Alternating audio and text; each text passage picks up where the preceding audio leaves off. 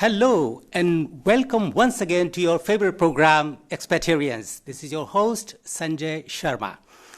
Today we are going to talk about something very special. It's about the Festival of Democracy. Yes, in other words, we call it elections.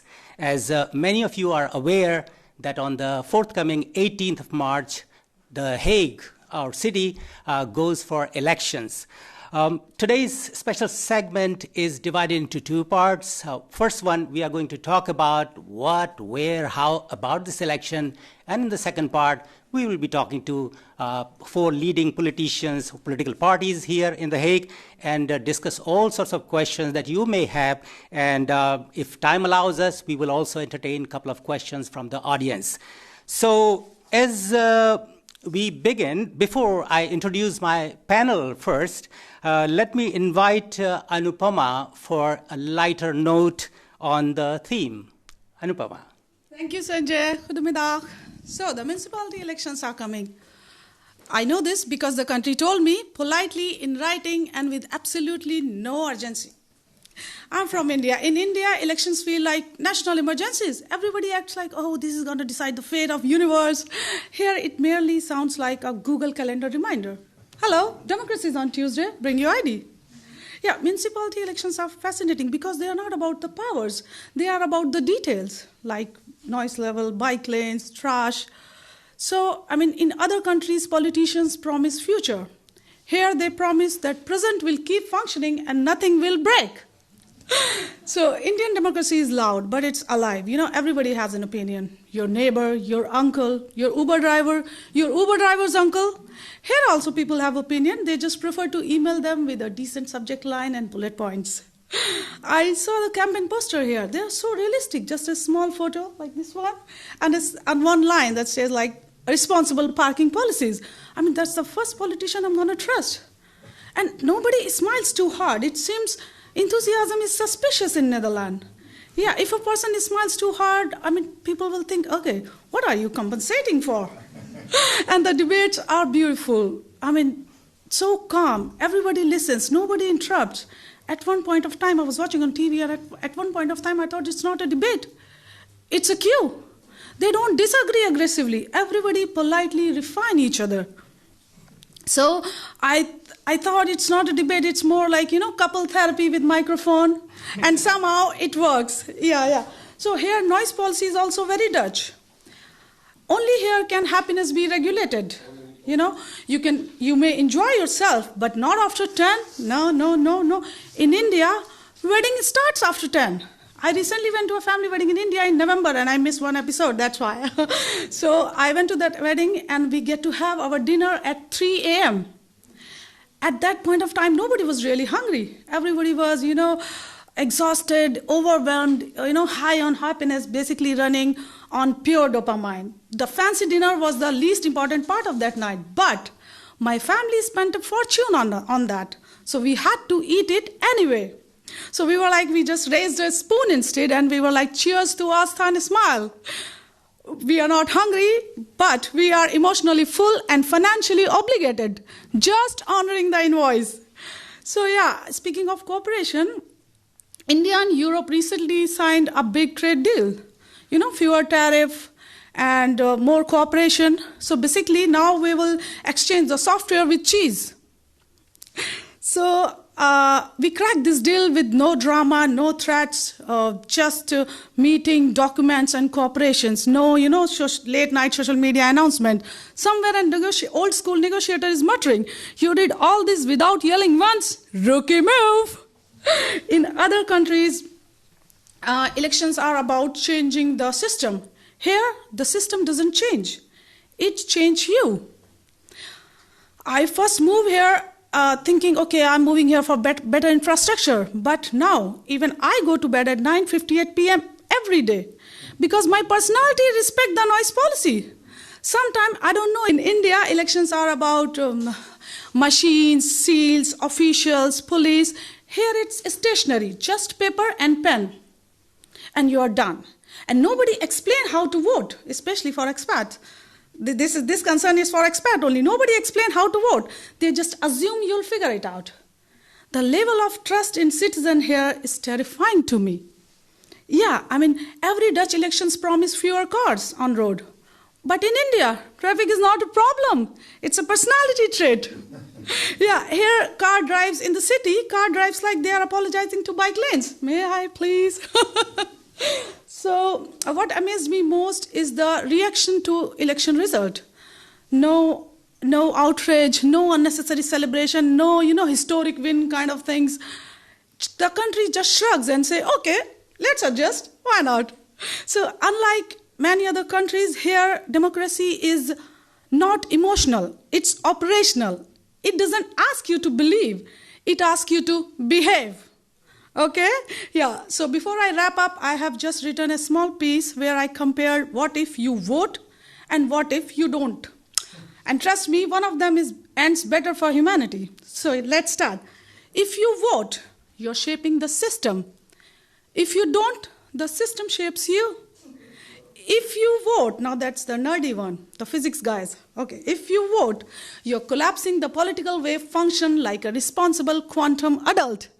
If you don't, no worries, system still measures you, like your phone sends you a weekly screen time report and you immediately spiral into an existential crisis and suddenly not participating in democracy is not even your biggest regret. If you vote, you are in a committed relationship with democracy. If you don't, you are like, we are not exclusive kind of partner who still keep on getting the same arguments all over again. If you vote, you're choosing your destiny. If you don't, a committee chooses it for you, like your parents picking your major because you look like a sociology person to them. Now the last one. If you vote, you will feel empowered. If you don't, you will feel informed. Because Netherlands won't punish you, it will just send you a letter, 3 pages, and the scary part is you will read it and agree and realize they are right. So please vote if you can, because in Netherlands, democracy works. It just works better if you show up. Thank you so much. Enjoy your weekend. Over to you, Sanjay. Thank you so much, Anupama. I'm quite sure the last take is very important. It is vital that we all vote. It becomes important, especially in the light of what happened in the last elections. If I'm not mistaken, if my memory serves well, the turnout was around less than 50%, which is never a good idea as far as the concept of representation is concerned. But we are talking about Den Haag, The Hague, which is known as International City of Peace and Justice. Is it something different from other cities, other municipalities? I would say yes, indeed, because this is not just a local city. It is administrative and political heart of the nation. And embassies, international organizations, international court, hundreds of multinationals, thousands of entrepreneurs and students from all walks of life, from all corners of the globe. Thus, it is international city, and whatever happens here, the type of policies that we shape here, they represent the nation and the region as well. So it's in this context, I would like to bring this issue of the population composition. I'm quite sure that many of you are aware of it, that over 58% of the total population of the city has international origin. That means either the people or the person born outside Netherlands or one of the parents are from outside. Thus, it makes it very important. Why? Because local election equates local governance, and the governance requires participation. So if there is no participation, then we cannot expect but just complain for the things where we did not really have our say. So it's with this, I would like to ask a couple of questions. We have a wonderful panel today. Let me quickly introduce and then we'll talk to them. First, we have Koen Kleiberg. He is from the Gemeente Den Haag, Municipality of The Hague. He is a communication officer at Election Gemeenteraadsverkiezingen. He's an international correspondent living in Darog. He's an international correspondent living for very long in The Hague. So I'm quite sure we would have the real input, both like attached as well as detached look at what goes in the politics. And then last but not the least, very importantly, Max Witteveen. He is doing his master's at the Honors Academy at Leiden University. And I heard that he's busy with research on the theme. So welcome, Max. Thank you. I would like to start with one general fundamental question to all of you, and you can reflect very lightly, briefly. What does it mean to say that adequate representation in a society? What does it mean, this term? I start with you. That's a good question, especially in the light of the low turnout in The Hague, I think. The turnout has been slowly declining over the years. And then at some point you have to ask yourself whether the council that has been elected is still representative of the people. Okay, Max? Well, it can mean two things. So first, it can mean that people are just happy with how things are going, which is probably not always the case. Or it can mean that people feel disconnected from politics or lack the information needed to go and vote. And if the latter is the case, then there's a problem that needs solving. Okay. How about you? Yeah, I think this is about showing up. We talked about people showing up to vote, and that's very important, but also the council shows up for its voters, so the people who put the councillors and those people in office, and that not just during the election campaign. Often you see lots of candidates come out wanting to be elected, but also it's very important, I think, that the councillors, after they've been elected, keep showing up, keep going into neighbourhoods, keep talking to people, keep making themselves available, so that people can raise issues with them and make sure that the decisions they take do actually reflect what's important for the people living in the city. Maybe I can just follow up with that. Given your experience, do you think that The Hague is adequately represented as far as elections are concerned, local elections? In local elections, I mean, I think the Dutch system does work well. I think the difference between where I come from in the UK is that you tend to have one party who will run a council, and then that party's policies obviously will become the council's policies, and people who voted for other parties don't have so much of a say. Whereas in the Netherlands, we have coalition governments. Well, I always think it's quite amusing now when you look at an election in Britain, when you have a council that doesn't have a majority for one party, it's called no overall control, like nobody's in charge. Okay. But in the Dutch system, that's the standard. That's the normal. You have a coalition of sometimes 4, 5, sometimes 6 parties altogether, and the fact they all have to talk to each other, and and no one party ever has everything its own way, and I think the voters understand that. And if you're a new voter, it's kind of a bit of a shift in your mindset. You understand the party you vote for will then have to go and talk to other parties and make concessions, and be in constant dialogue to come to the decisions. So I think in that sense, I think that's a strong point. I think of Dutch democracy, that actually that there is this fact there's this constant compromise, what the Dutch call the poldermodel, to make sure that as many people's views are represented as possible. Okay. Max, what would you say? Do you agree, or you would like to add something? I think our system, the Dutch system, is wonderful compared to more one party-centered political systems such as in the UK or in the US. Okay. And Koen, what's your observation on this? I think I agree, yeah. Okay, perfect. This brings to a vital question to me. Do you think, that reminds me of one of the comic shows earlier, do you think that local politicians are aware, that the internationals are aware that they can vote here? Who would like to take it? Max? Well, I think this is an opportunity for local politicians, especially in big cities such as The Hague, Amsterdam, student cities, Groningen, Wageningen, because there's a massive amount of non-Dutch citizens who can vote. Sometimes they can even make up, if they do vote, they can make the difference of 8 council seats of the total 45. But they don't really vote, right? It's 20% lower, 30% lower than Dutch people. So obviously something is going wrong. Maybe political information gap there, and I think there's also a connection gap. So you would say that they are probably not aware of it? The politicians Yeah. don't really think so, no. Don't. Okay. What about you? I think I agree with Max there. I think the politicians and also the council generally as an institution aren't aware enough of the fact that they're not communicating well with the international community and having communications, for example, in English. I think it is improving. I think there's more awareness.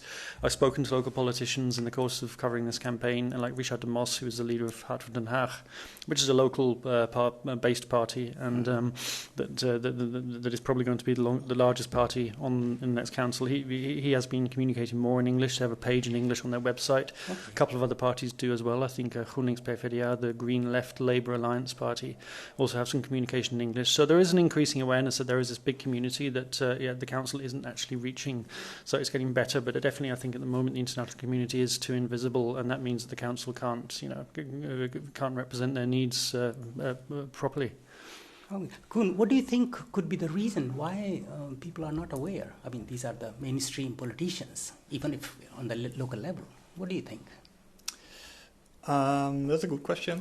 And I don't think if I can answer that from my perspective. Mm-hmm. But personally, I would say that it's a group that has been growing over the years. Mm-hmm. So maybe in the past it just wasn't worth it for the parties, and now they kind of have to try to cater more towards internationals as well. Right. Do we have any kind of studies or data which shows like the size of internationals in this society kept growing, and if the number went over 50%, because right now I think, if I'm not mistaken, it's 68% of the total population, then the conventional wisdom says that they would start focusing on these people because they are qualified for that, right? Well, there's a difference between legally being a Dutch person and then being of having a foreign background. So for me, what we only look at is if a person has a Dutch passport, then you can vote. And then there's other options, of course. So if you have an EU passport, you're able to vote as well. And even then, if you don't have the nationality of an EU country, there's still the option to vote if you've been here for 5 years or longer. Right. So, but we'll come to it. But I'm thinking in terms of awareness among politicians, that you are not very sure what could be the reason. No. Okay, that's fair. Max, if I can ask you, because Koen just mentioned about who is eligible. Mm-hmm. So let's, through our program, I think for many people who are watching us, could you just, break it down? Who is eligible for these local elections? So everyone who lives in the Netherlands who has a Dutch passport can obviously vote for the local elections. Mm-hmm. But then there's, compared to the national elections, 400,000 extra people who can vote, and those are people who are non-Dutch, but citizens of the Netherlands. If they are from the EU, they can vote. They can always vote for the local elections. And if you don't have an EU passport, then you can vote after staying here for 5 years continuously. Okay. Is there any other condition for non-EU citizens? Sorry, excuse me? Is there any other condition, or no, I don't believe so. No. Okay. Yeah, there's a couple. You have to be 18 years old. Okay, yeah. Certainly, you have to be eligible for age-wise. What about that? Brings me to this question: how about diplomatic staff? Can they vote? I believe that it's if you're resident in the Netherlands and you meet the residency criteria, then I think you can. Depends on what passport you have. Yeah. It depends. Yeah. Because I was told that actually, as a diplomat, you cannot vote simply because you don't fall in the category of ordinary, residents. Yes. So there's two types of residence permit that you can have. You can have a residence permit from the IND. It's the most regular one, or you have a residence permit from the Ministry of Foreign Affairs. And most people who have one of those permits from the ministry, they can vote, except if you work at an embassy. Then you're excluded. Okay, so if you're working at the embassy, then you're excluded. Yes. Yeah. Right. Because the big clue is that you'll always get your voting paper sent to your home if you are eligible to vote. So that's okay. And that's one of those things, again, that's all in Dutch, but it's called a stempas, and it says that on the envelope. So if you get one of those, if you've had one of those, I think, this week through the door, then you know you're eligible to vote. That's eligible, and they are sizable, in the city. What do you think that this time politicians are waking up or are keen to persuade the internationals? Any impressions that you get? Shall we start with Max? Whether this time politicians are more eager to persuade internationals. Well, there has been some media attention recently. There's been an article in Parool in 2025 December and Financieel Dagblad just this week. So I think people are starting to wake up to the size of the group and to the importance of this group to the elections. But I don't know that all politicians, like The Hague is obviously a special example because it's such an international city, but I don't know that politicians in Haarlem or Utrecht are really waking up to this problem. But I think if I compare, and please correct me, the situation in Den Haag and Amsterdam and at least Rotterdam, these three cities, should have a kind of like comparable conditions or awareness. Is that true? Among politicians? Yeah. Yeah, probably. Right? What do you think? Yeah, I think so, but I think there's also differences. I think in Amsterdam, there's definitely I've had a sense there's been quite a lot of talk about expats in negative terms, in terms of sort of coming in and inflating rents in the city and buying up houses and not really integrating. And there's even the mayor, I think, gave an interview on television a couple of years ago with RT5, a local broadcaster, where she said that expats need to come out of their bubble and integrate the community. I didn't think that was particularly helpful. I don't think that sort of attitude is there so much in The Hague. I think it's more constructive, and I think certainly during this campaign, I've noticed politicians become aware that internationals are a voter group, but also that have certain needs and concerns, and that it's not just all about telling people to come out of their bubbles, but how actually can the council help? What kind of it's even just simple things like giving more information in English, because a lot of people who come and work for embassies, they may only be here for a year or two, don't really have the time to learn to speak Dutch, but they want to get involved, they want to get to know their neighbours, and places like The Hague and Amsterdam now really are kind of bilingual cities, really, and I think that's not always reflected in the communications that we get from the council. I think politicians are gradually waking up to the fact that if you want to have a society where everybody takes part, you need to do a bit more to reach out to them. And things like, I notice that now the street containers, the bin containers in my street now have stickers in English as well as Dutch, so that because there's lots of definitely in the 12 years I've been here, I notice there are a lot more international residents, so it's useful to have that kind of service so that people know what's expected of them and they can play their part in society. Okay, I think with that I would like to go to Koen, that yes, one part that he mentioned about is the apathy, foreigners probably not thinking too much, or but civic engagement is very important for the city, right, as on a national level. So from Gemeente's point of view, what kind of activities do you think the municipality is doing or could do in order to enhance this awareness, bring them in the fold of local governance? Well, from my team standpoint, so I work with the elections team. In the past, it was kind of controversial to do anything in any other language than Dutch. Okay, I see. Of course, we tried to raise this subject, but then we couldn't get it approved. Mm-hmm. But this time, there's been more lenience towards use of other languages as well. So there seems to be, at least for me, the city council seems to be more aware of we need to communicate towards these other people as well. I mean, we cannot just longer only do this in Dutch, because there's I think Max said about 8 seats, potential seats in the council to win here. And what made this change? Earlier you said we could not communicate beyond Dutch. When do you think it started changing? How long it was? Well, I remember if I'm correct, if the last municipal election, it was still all in Dutch. All in Dutch. So it has been slowly changing over the last 4 years, I would say. So it's a very recent phenomenon, Max. Yeah. What do you think? Yeah, I do think it's a recent phenomenon, but it's also in most places it's a non-existent phenomenon. If you look at the gemeente where I live, Haarlemmermeer, everything is in Dutch. For most political parties, everything is in Dutch. And even here in The Hague, much part of the population that can vote who don't speak Dutch. Maybe they speak English, but they can also speak Polish or German, Italian.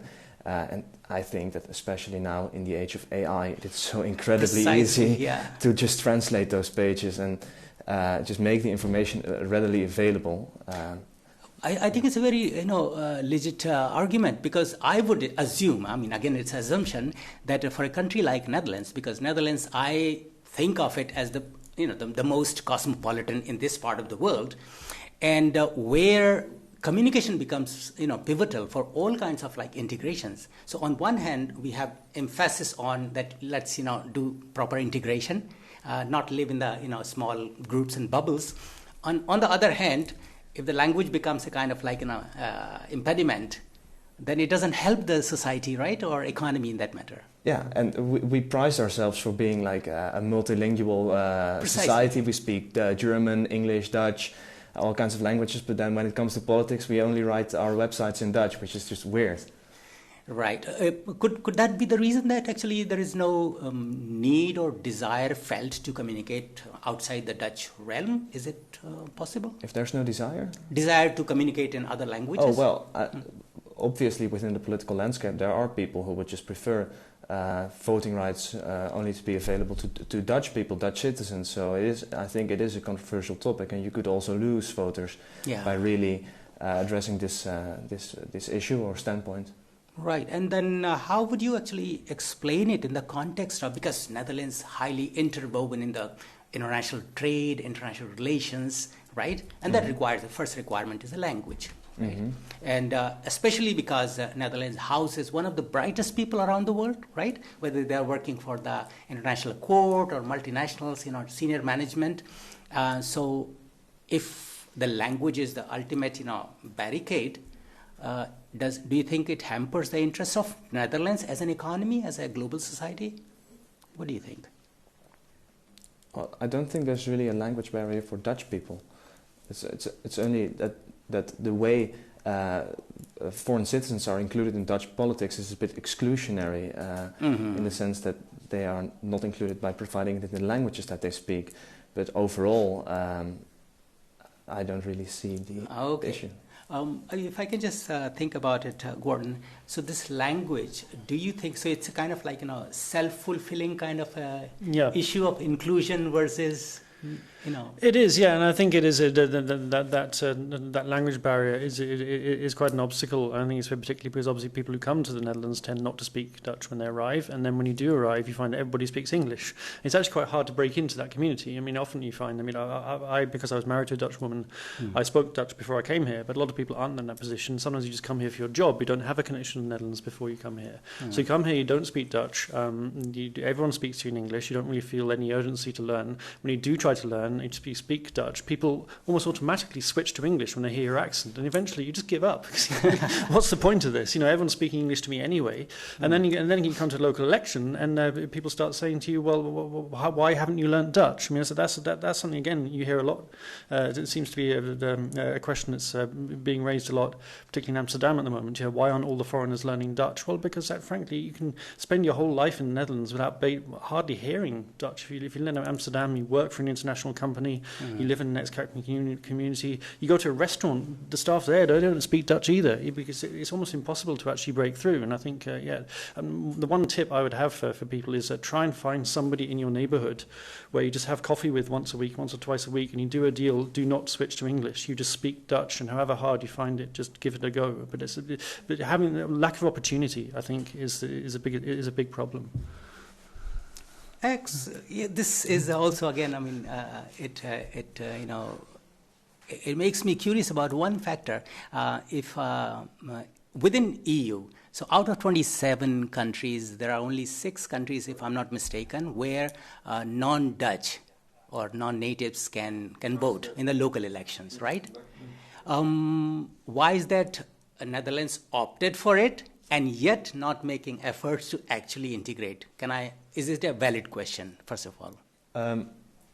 Well, I think that in 1985 the Netherlands was actually one of the first countries to include non-Dutch citizens in local elections. That's right. Yeah. It's because we had so many guest workers. So you're asking, like, if there's like the Netherlands is one of the only 6 countries that actually does more than EU, right? Exactly, precisely. I think this probably just has a historical origin, because at that time the people that came here to work weren't EU, and EU wasn't as developed yet as it is now. So I don't know. I think we talked to a politician a person from a political party in Austria, and they didn't really see it as big as an issue, and in the Scandinavian countries they also don't really see it as big as an issue. I think people just maybe starting to wake up to it or something, but it's not something people are really concerned about, to involve non-Dutch citizens or EU citizens. Not something like anyone really thinks about, I think.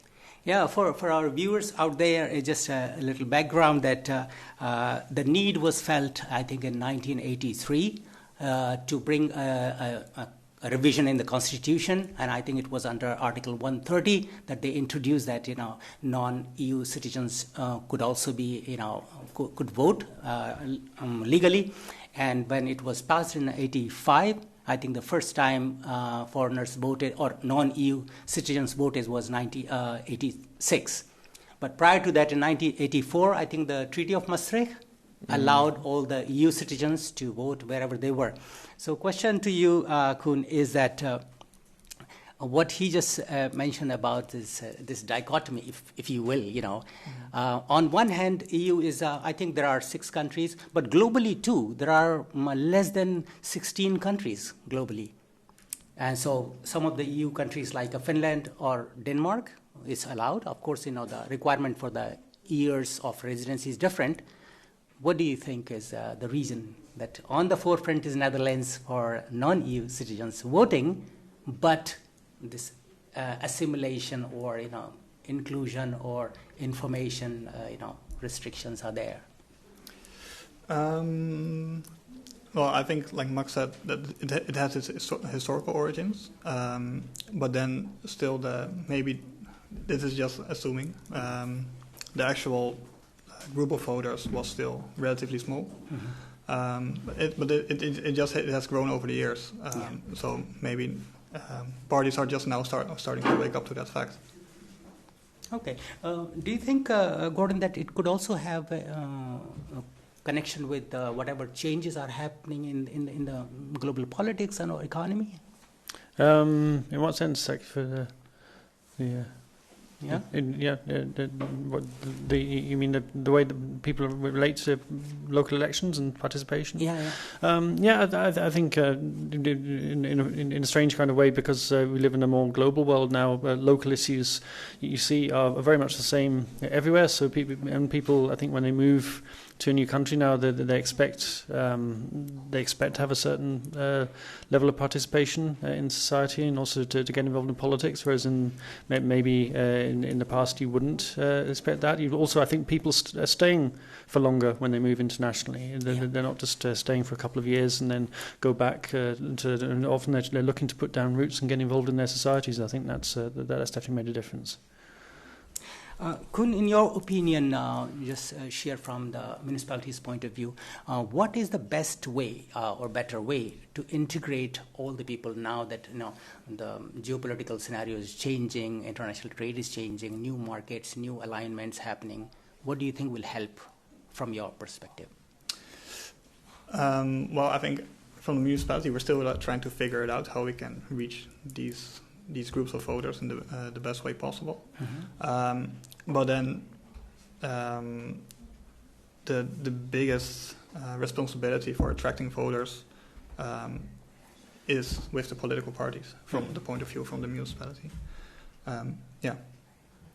Okay. Max, what do you think? So you're asking about the most effective ways to integrate or bring all these people in the fold. Well, so for local elections in Belgium, it has been tried to make it mandatory to go and vote. Oh, I see. So then 90% actually turns up. So that's something that could be done. But you need to think do we just want the percentages to go up, or do we want to increase the quality of the relationship between politics and then it's just about building connections. and providing people with the correct information, as you said, like the stempas, it's all in Dutch, right? Yeah, The entire document. Yeah. Like, how difficult is it to put like a little QR code on it to say like, well, English, Polish, what is it? Voting paper on the envelope. Yeah, exactly. Like there's very small, easy changes for like 2030. That could, I think, make a massive difference. Yeah, think about this. How big is the role of the issues the issues that concern natives or Dutch and non-Dutch? Is it because of the priority somewhere?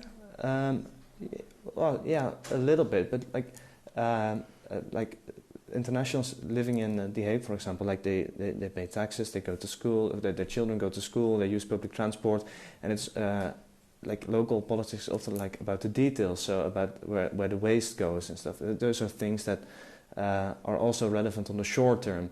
So I do understand that you wouldn't like vote for like a new bridge which will be finished in 2050, but for those like very specific things, the interest and concerns are probably more or less the same for people who only stay here for a couple of years. You have must have talked to many people, I mean, in the international community. What do you think is that? Yeah, I think that's exactly what, as Max says. I mean, the issues are mostly the same for everybody, certainly local government. You know, are the bins being collected on time? Is the cycle, do we have, should we put in better cycle lanes, all that sort of thing.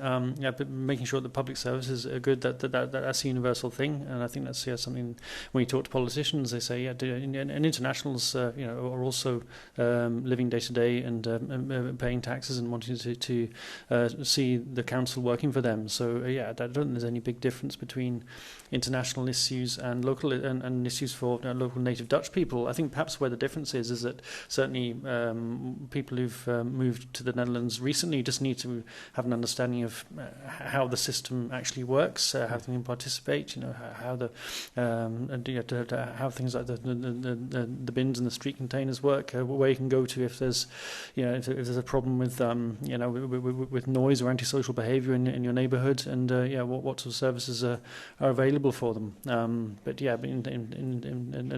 then understanding what the party's different positions are in terms of trying to improve those services. Yeah. Koen, when you hear from the internationals coming to municipality office, what kind of concerns or complaints do you usually gather about the local governance? I don't think those are that much of a different than from Dutch people, especially because these local elections, they concern stuff that you see in your direct environment. It's about, as you said, it's like about roads, the sewer systems, sports facilities, just anything in your vicinity. Exactly. But there could be some specific to only foreigners, no?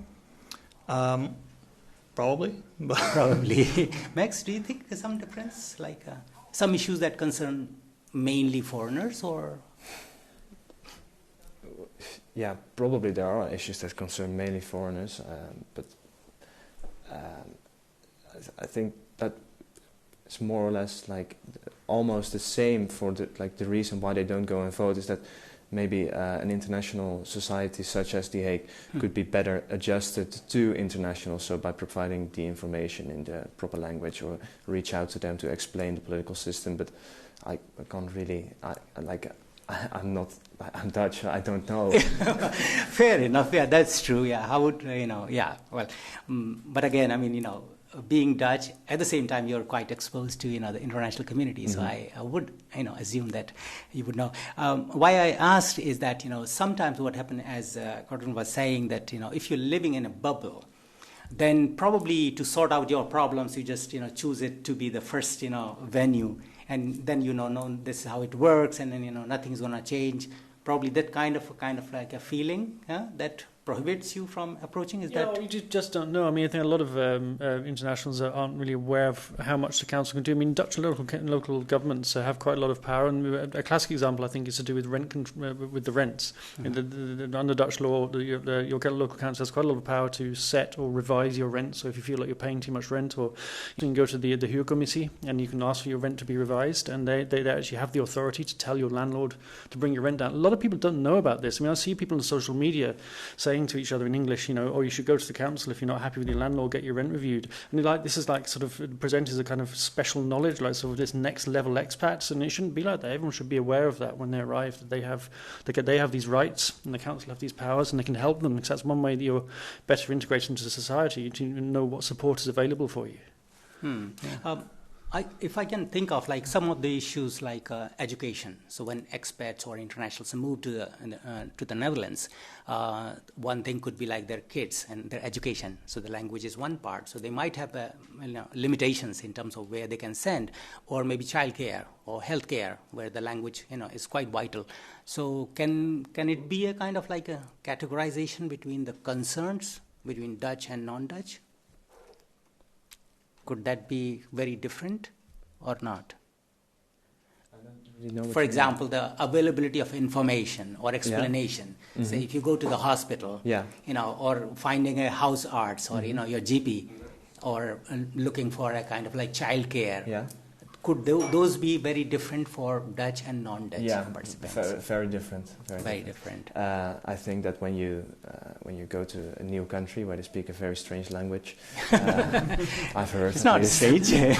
It's difficult, but not strange. Okay. Yeah. I think it would help massively if you would just like get a little booklet with the basic information. And for Dutch people, it's very easy to figure it all out, but then again, it's not so easy if you don't speak Dutch. Yeah. I would like to actually expand this scope of our conversation a little bit further, though it doesn't have to be very specific. Just a while ago, I said that only 6 countries in EU are offering this opportunity to vote legally for non-EU citizens. What do you think is the difference? Why not in France, Germany, Spain, Italy? These are bigger economies. Why do you think that they are not very keen about it? What do you think, Gordon? I don't really know why the situation is like that in those countries, but I think in the Netherlands, the government has always tried to encourage it to be an open, fluid international society that welcomes people, because I think we have the most open economy in Europe, and that means you need international workers, you need people who come and go, and in The Hague, obviously, you have all this presence of lots of international organisations, the international courts, Europol, you name it, and then I think the council is even trying to attract more international organisations. It's become a real selling point of the city. You have all these people here, so I think that's probably why. And then voting and taking part in local democracy is a way of entrenching people's involvement in society here. Yeah, but the core issues that other countries are also facing the same, like say for example lack of manpower, workforce, growth, and that's where like the international skill set can also probably compensate for whatever is missing at the local turf. Would not that affect bigger economies like Germany? Yeah, but perhaps they're missing a trick there. But then Germany, I think, has been changing its rules recently on things like dual nationality. So it's much easier for people who live in Germany and acquire German citizenship to keep their own passport. The Dutch are still have a very different view on this. The Dutch government, even the new incoming Dutch government, which is led by a progressive party, D66, has said they don't want people to take second passports, not understanding that a lot of internationals still have their roots back in their home country, that they've got family living there, they might have elderly parents need looking after, and it's very useful to be able to travel back and forth, and the best way to do that is to have 2 passports. It doesn't mean you're disloyal to the Netherlands, which is something you hear from some parties in certain, on the right of the spectrum, the idea that you should only have one nationality because that proves you're loyal to the country. No, I mean, being a dual national is an essential part, I think, of being an international citizen. Yeah, that's true. Max, what do you think? Oh, I actually agree with you, but this is, I think for politicians, this is a very difficult standpoint to really get out there, because there's so many people who vote for populist nationalist parties who really don't want anything to do with too many foreigners in this country. So that could be one of the reasons that they don't really do much with it. So maybe the Progressive Party, D66, does like this. Yeah, it's like choose your battles, right? Yeah. You also think the same way, Quinn? Well, that's been turned into a political issue, obviously. Yeah. And but just your personal, I gotta stay neutral. You cannot, of course, answer. But in a personal capacity, if you can reflect on it, it's welcome.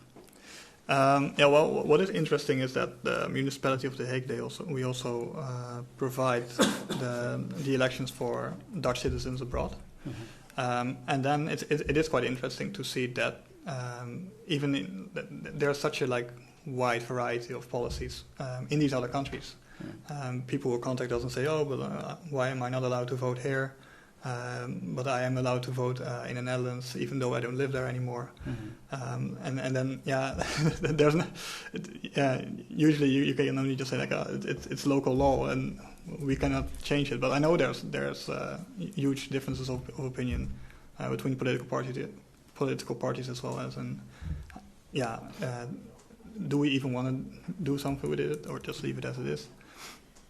Okay, let's then come to the practical nitty-gritties about the voting. So what, if I can ask you, Koen, what is that, if you could walk us step by step what people need to know in order to vote, all the international seers, can you say about the eligibility, where to vote, how they find out, which party, all this?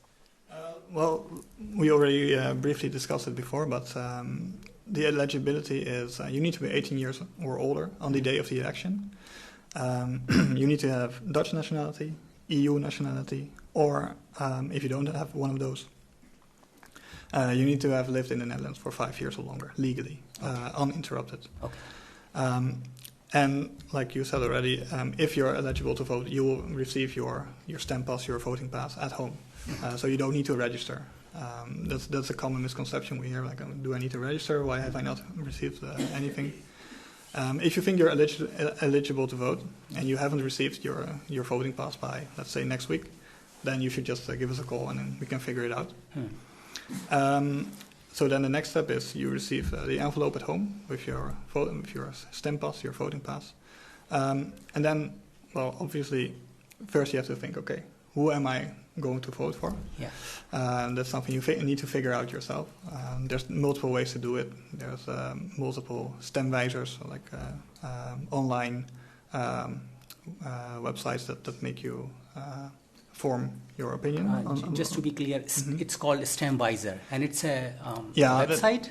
Stemhulp is the general term, but there's multiple options available. The most famous one is the Stemwijzer. And it walks you through about, I think, 30 questions, and it will ask your opinion on different things. For these elections, there is one specifically catered to The Hague as well. And then at the end, it will give you your results, so it will show you the party that most closely aligns with your So actually, with your opinion. De facto, it already tells you whom to vote, right? It doesn't tell you who to vote for because it's still it says it's only advice. Uh-huh. It's not a recommendation. It's just this is what they think would be the most suitable party for you. Oh, okay. But you're always welcome to look into their party programming and see which issues you think are more important than other issues, because that might decide your vote as well. So once you have decided who you're going to vote for, you go to a polling station. There's more than 250 in The Hague. And how do we know where they are? With the stamp pass, the voting pass, there comes a little list, a little leaflet, and it has all the polling stations. There's always one in your area. In The Hague, there's one for everyone within 370 meters on average. So within a few minutes from your house. From your house, yeah. Okay. And you can vote anywhere you want in The Hague. You can, if there's one that's closer to your office, for example, you can vote there as well. The only thing that is important to remind people of is that they can only vote in their own municipality. Say you live in Delft, but you work in The Hague, you cannot vote in The Hague. You can only vote in Delft. But this is my question, on the date of election, if you are, say, in Groningen, how would you vote, or can you vote? The thing you can do is you fill in the backside of the stamp pass. It will ask you for some details like your name and your signature. You find someone else in The Hague, and you ask them to vote for you. So preferably someone you trust with your vote. They will sign it as well, and then they can take your voting pass to the polling station on the day of the election. And the important thing is that they do have to vote themselves as well at the same time. You cannot say, okay, I'll vote for myself first, and I'll go back home later, bring the other voting pass, and vote for the other person. I see. What is the reasoning behind it? It's basically to prevent fraud, the collection of unused voter passes. I see. Yeah. So, but it's not on the electronic machine or voting machine. It's a pen and paper. Yes. Always. Yeah. Okay. Well, there's this. Yes. The election system in the Netherlands is that we have used electronic devices before. Mm-hmm. Then they became controversial, and now we have been kind of scared to use any electronic devices for the past 20 or so years, 25 years. And what was the reason why? It's because of the safety, security, yes, or exactly. validity of the... Yeah. There's never been proven that there was actually any fraud committed, but the possibility of fraud was already enough to say, okay, we'll just continue using that's pen and interesting. paper. Yeah, because just on the basis of the possibility, it becomes a very clear-cut decision that we are not going to use machines for yes. that. Yeah. Right? Okay. Of course, we do use computers to calculate the results at the end. But there's always a paper trail. True. Yeah. Okay. What else is needed for the voting? Do you need to show some kind of identity that you are a bona fide person or? Yeah, you need to identify yourself. What kind of identification needed? I believe it's just like your passport or driver's license or... Yes. Is driver's license okay? Yes, if it's an EU driver's license. Yeah. It's okay. EU driving license. Yeah. So Dutch or EU. Not non-EU? Because There's your a few nationality is non-EU, and no, how can you... Yeah, there's a few exceptions, but I think it's only Norway and Liechtenstein. Okay. Yeah. Yeah. Can you use a residency permit as You well? can use a residence permit as well, yeah. Okay, so passport and stamp pass, along with the stamp pass and residence permit. If you bring just your residence permit, it's fine. That's sufficient. That's a valid form of identification, yeah. Okay. What else is there that... have you voted before? I have voted in local elections, yes. I think one thing that is unusual in the Netherlands or distinctive is the fact that the ballot paper is enormous. It's huge. Because there's a huge... Every single party... There's a huge number of parties, first of all. I think in this election in The Hague there's 25, so 20 parties, not so many actually. Yeah, but they're all on the one ballot paper, and their entire list of candidates is there as well. You have to mark it. You're given a red pencil. You must mark the ballot paper in red, otherwise it's not valid. And you can also vote for any candidate on the list, but the votes are actually counted by party. So they're added up by the number of votes each party has, and that's how they decide the result and how many seats they have. But you can vote for a candidate down the list, and then there is a mechanism which is very complicated, where although when the parties votes are distributed, usually the candidates are then given seats depending on their position on the list. You can actually vote for an individual candidate further down and sort of bump them up so that they go above the order. But so if you've got somebody that you know who's standing for the council, and you can give them your vote, it's called a preference vote, and then they've got a better chance of getting a seat. So suppose if you are, you said that it's a long list. Yeah. Does it take time to actually figure out who look is at there? It's a good idea. I think you could. There is actually a copy of it on the wall before you vote, or I think you get a list of candidates with your stem pass, don't you, at home as well? So you can look at the list of candidates before you go out to vote. Okay. So that saves you some time if you want to know. But most people will just vote for the top candidate or one of the top candidates for the party of their choice. Yeah, but again, there is a huge number of parties, and generally I think the opinion polls say that the largest party in The Hague, which according to the polls would be Hartford and Haag, would get 12 seats, which is about a quarter of the vote. So it's quite fragmented, the vote, and there's a good chance that... how many parties are on the council at the moment? About 12, is it? Currently? 13, and 12 if you count GroenLinks PvdA as one party. Yeah, exactly, yeah. So quite a lot of parties will get seats on the council. Okay, so it's quite a homework actually for the voters, right? Yeah. To figure out where to go and what, in case if you need to do the proxy vote, then find somebody who can, as you said, trustworthy, yes, who can vote for you. Yeah. And just to say as well, the stem visor, there is a version in English, I think, on the council website that said, and it is worth doing them. And then at the end, the result is a grid which tells you where you fall in relation to all of the other parties. You can see visually which parties are closest to you, and then there's also links to all their websites, so you can go and look at their policies in more detail. Is it, that just comes to my mind, is it only this, what you mentioned, Kiesweiser, right? Stemwijzer. Stemwijzer. Is it the only website where you can get the suggestion? There is no other way? For the Hague, there's 5 different ones. Okay. Yeah, so there's the Stemwijzer, that's the most famous one. It's made by ProDemos. ProDemos, yeah. And then there's the Kieskompas, that's the one you mentioned. So this you will see your position on a political compass, so compared to the other parties. That one is also available in English. Okay. And then we have one called Young Voice. Young Voice, which is catered towards young people. Okay. Which makes it kind of like you swipe left or right on certain issues. Okay. And then there's one that's called Steffi, and this is a Stemwijzer in simple Dutch for people with low comprehension of Dutch language. And for those who are not tech savvy, who are not, who can't access computer or don't like to do that, is there any other way?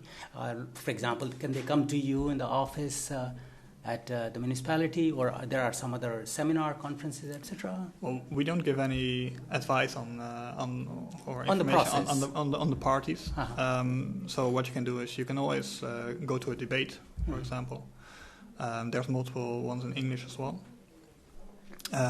Or you can go to a party website and look at their program. A lot of them have been in English in The Hague this year as well, I noticed.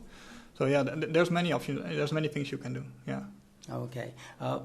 Max, out of all these processes, etc., how many do you use when you decide, when you make up your mind? What do you need actually, the core 3 or 4 things? Well, I'm a bit different, I think, because when there's elections, I obsessively watch television and read newspapers. And I do fill in the Stemwijzer and Kieskompas, but when you know, you're like the party that you're most likely to vote for, then you can just manipulate your answers, and you do that subconsciously. So for me, the websites are not really effective. I just really like watching television and read newspapers. Okay, no, that's fine. It seems a kind of like hardcore, decision maker. I think one of the last questions, if I can ask, we are running short of time now. I haven't asked you, what is the voting timing? From when to when can they vote? Is it like around the clock, 24 hours, or just limited hours? You can vote from 7:30 a.m. 7:30 a.m. Yes, until 9 p.m. in the evening. 9 p.m. And that's for most polling stations. There's a few exceptions, like for example the central station. I think it's open from 6 a.m. already, something like that. But most of them are open from 7:30 in the morning to 9 in the evening. Okay. Well, I think I would like to thank you very much, all of you, for important details.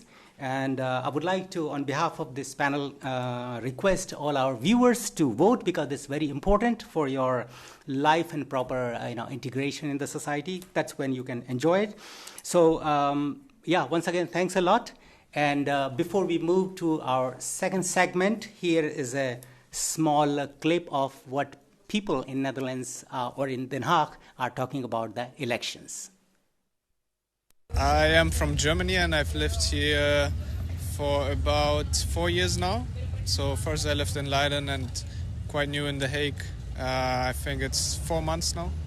And are you aware of the upcoming municipal elections? I am aware, but that's about it. And did you know that as an EU national you are allowed to vote in the elections? I did not know that at all. Yeah. They could make an effort to let everyone know. Because, I don't know if I'm a outlier in this, but I didn't know about it. I'm sure there are a few people in there that also don't know about it. Did you know about the upcoming municipal elections? I did not know. Even though I'm studying political science, it's something I should know. But I didn't know, even like you told me that I could vote, so that's something I actually didn't know about. And do you feel like there should be more input from the municipality or political parties to reach out to these internationals to let them know they can vote? Definitely. We are like in a really cosmopolitan city where there's a lot of students that are actually not Dutch at all. So I think it's like a great input from also students and international ones to have an input in politics, even at the municipal level. Were you aware about the upcoming municipal elections? I was aware of it, but don't know anything about local politics here. I do plan on voting, but first I need to go to this meeting to find out what I will be voting for and who. As an international, usually you don't hear as much about Dutch elections, and there's also at the same time quite a lot of barrier between an international and the 20-plus parties that run in the Dutch elections. I think it would be nice to do more outreach, especially here at the university where you have a lot of internationals that can vote. I mean, it would be nice to get them to participate more and get them involved in sort of this political discussion that's going on with the municipal elections. It's affecting everyone. Hello and welcome again in the second segment of our special episode on elections, local elections in The Hague. When we say about The Hague, there's something very special about it. It's a tale of a city that has two identities. It is the administrative and political heart of the Netherlands. At the same time, this is one of the most cosmopolitan cities in the world.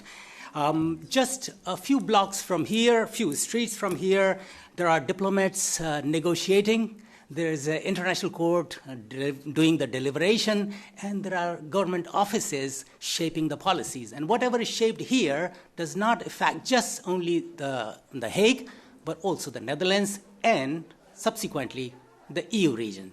Probably we can say the global policies. And that's why it becomes very important that we talk about local elections. Local elections are all about global governance, and global governance considers everybody who's living in the boundaries of the city, and thus The Hague.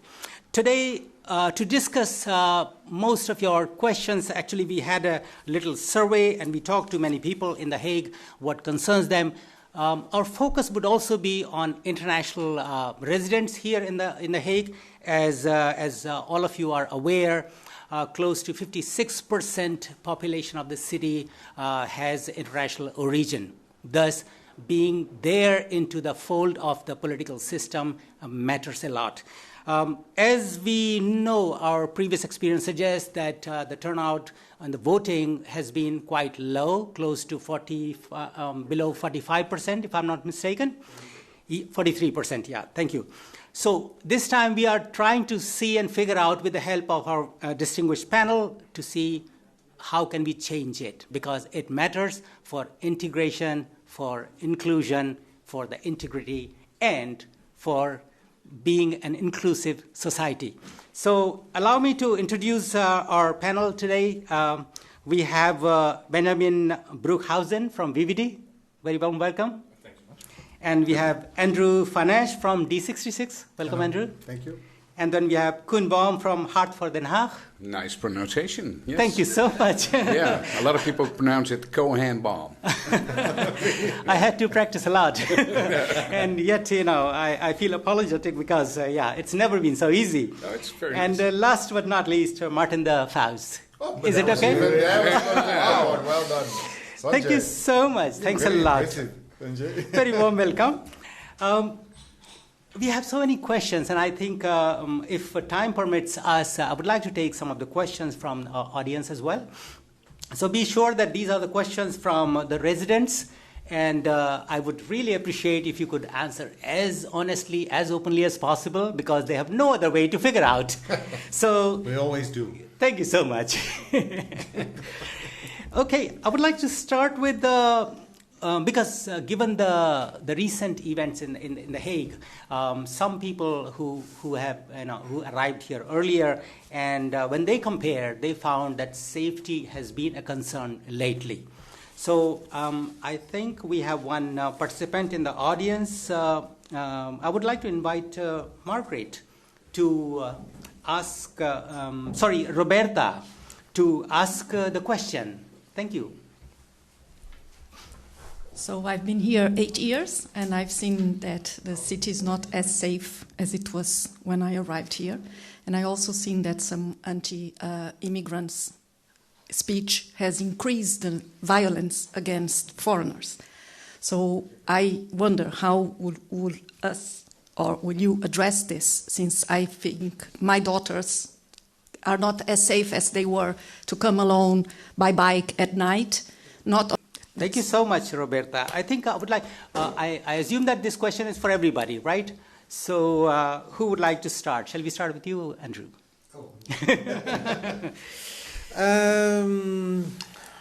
That's a very difficult and very large question, of course, Yes. security. It has to do with how you feel yourself, and it has to do with all kinds of circumstances, where you live, what you do, how you look. And it's true.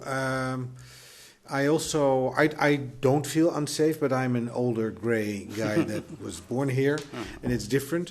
But if people tell me that they feel unsafe, then we have to address that.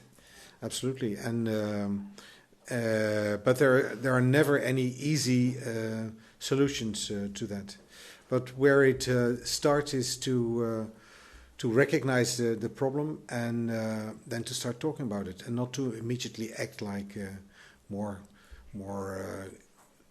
agents or more police or more, we call them, BOAs, whatever. Well, that's exactly what we should do. Yeah, that's what you think, I know. Yeah, I know. That's why we are on this side of the table. That's why I started it also. Yeah. Roberta, can I ask, have you experienced this yourself, or is it just a feeling you got? No, my kids have experienced some Okay. experiences, not very, Some incidents. Yes, some incidents, and friends also have. So it's not hypothetical. No, it's a it's real, No. That's exactly what we mean. I think we should address it really quickly, because we have a behavior and discipline problem in this city, and not only in this city, in this country, I think. And the only way we can do something about it is when misconduct has consequences. And now that's not the case. Of course, we had riots in Scheveningen on May 1st. And that was really it was like a war zone. It was really terrifying. We have a guy who's a press photographer. He was in the middle of the, let's say the epicentrum of. It was right in the middle of the riots, and he said it was so scary. It was like the police was going, we can't hold it, and that's really terrifying. And nothing has done about it, because there were only like 12 arrests or something. So if we don't address this properly, we're going to lose the fight. Martin, I see you raising hand. Yeah. I think there were two parts in the question. And the first part was about the safety of women and young girls, especially at night. And we do think that's one of the three things that we as GroenLinks PvdA, the Green Labour Party, that we indeed think should have full attention. And that's also about public space. How do you make the public space? Is there enough light? Is there enough sight?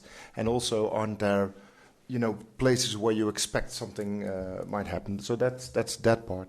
But there was also the part about being a migrant, no matter where you're from, in this city. And then if Koen is telling about the riots in Scheveningen, then his party and other parties on the right will immediately point to the influx of migrants and that being a part of the problem. Have you seen the origin? You see, that's what he says. Yeah.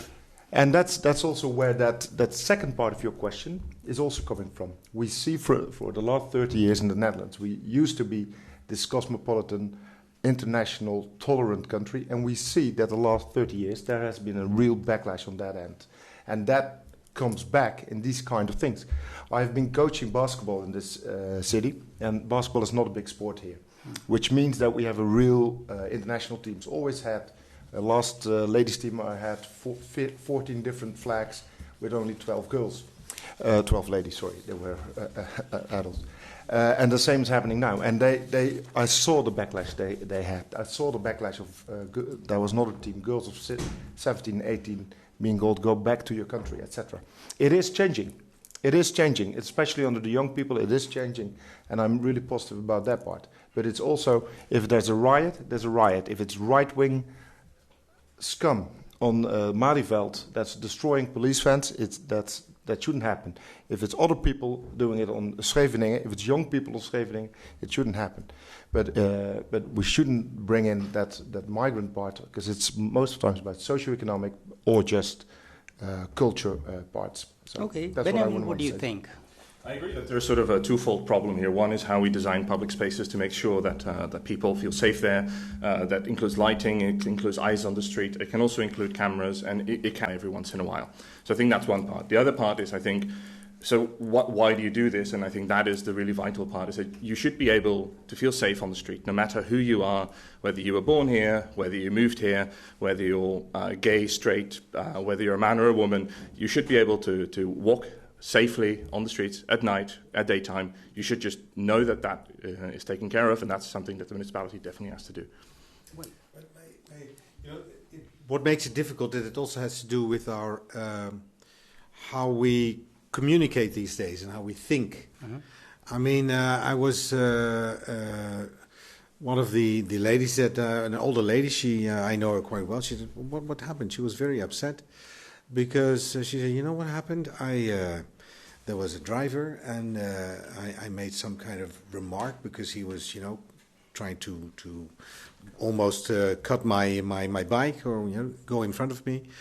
And he opened the window and he said and she was a very, older woman, and said in Dutch some terrible words. And I don't know, but she said to me, that never happened. And it is because of the internet and the way that we communicate with each other, that it's very easy to just do whatever you want and say whatever you like. And of course you have to correct it, but it's not like getting more police. It also has to do with education. It also has to do with how do we communicate with each other, and to realize itself. There is a short-term reaction to it, but there is also a long-term solution. And that has to do with the fact that we should address the issue that we are being lesser nice to each other and easy in communication than we were before. And it's in and it also starts with politicians. I mean, we're very kind to each other, but there are also places where people, use different kind of words and different kind of sense and put away people, and that's not the way. Then it becomes normal. Oh, that's absolutely true. The behavior, like I said, is the problem, first of all. But it should have consequences when you misbehave. Absolutely.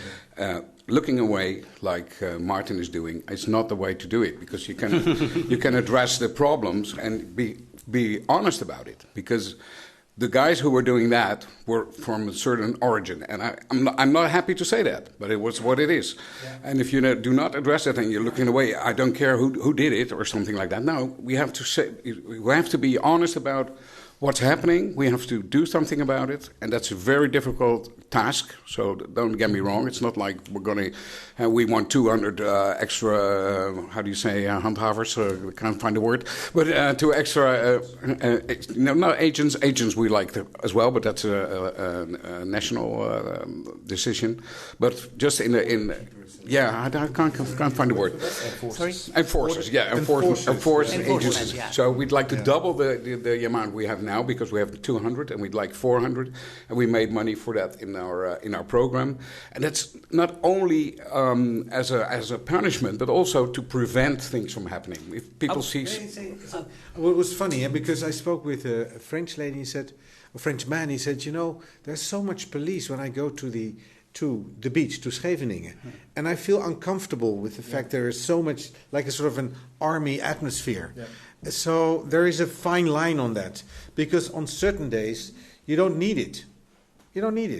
And of course we would like to have the police to be present, any instance, and that's not always possible because we don't have enough.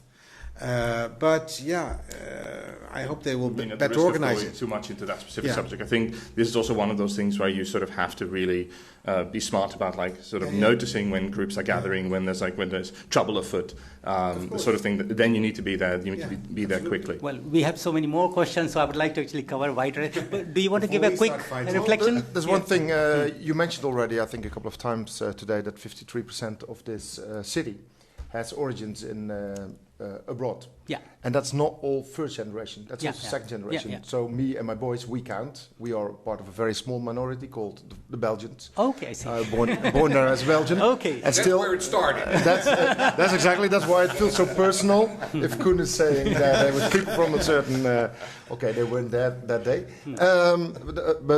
So I mean, at a certain moment we also have to stop calling them migrants. They're not migrants, and it sounds always as all the right-wing politicians is about they, and they are not we.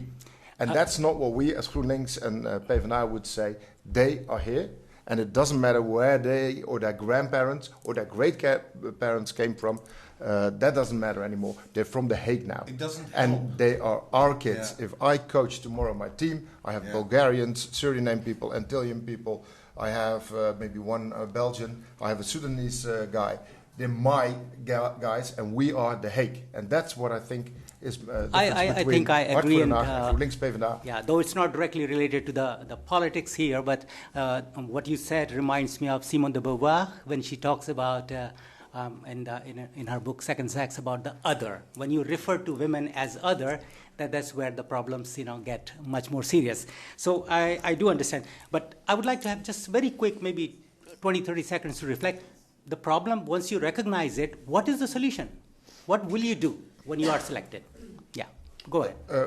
We are all already elected at this term, so we... Yeah. No, okay. so one of the things that, as I said, is that we would go for is making sure that if you redo public space, that you will also take that perspective from social security. And that also means what we have done the last 1.5 years is identify the spots that are felt where people feel the most insecure.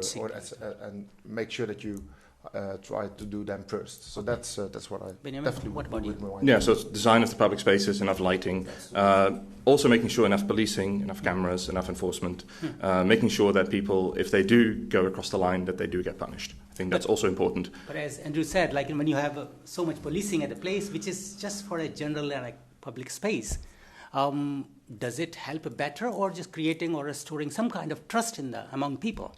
I'm not saying that we should have policemen on every corner, but we do need to make sure that police can get there quickly, that people know that if they call the police or if they call enforcement, that action will be taken, that they can trust that something will be done. Okay, Koen, I would like to come to you. Yeah, well, I agree that sometimes police is escalating the situation, that's for sure. And sometimes it doesn't help at all. But we do need to keep everybody safe. When I go back to the riots in Scheveningen last year, then entrepreneurs, people on the street, people working in the beach clubs were really unsafe. They were really, really unsafe. So we had to move there. And the police was simply understaffed. So that's what the problem is. If we look away or we do not address it, Andrew says we don't need it every day. But if it's a hot day in Scheveningen, and you used to live in Scheveningen, and I lived there for 30 years, then I'm afraid every night, at the end of the night, there's a certain tension in the air. And then it helps if you have visible security. Andrew, you agree? I agree with that.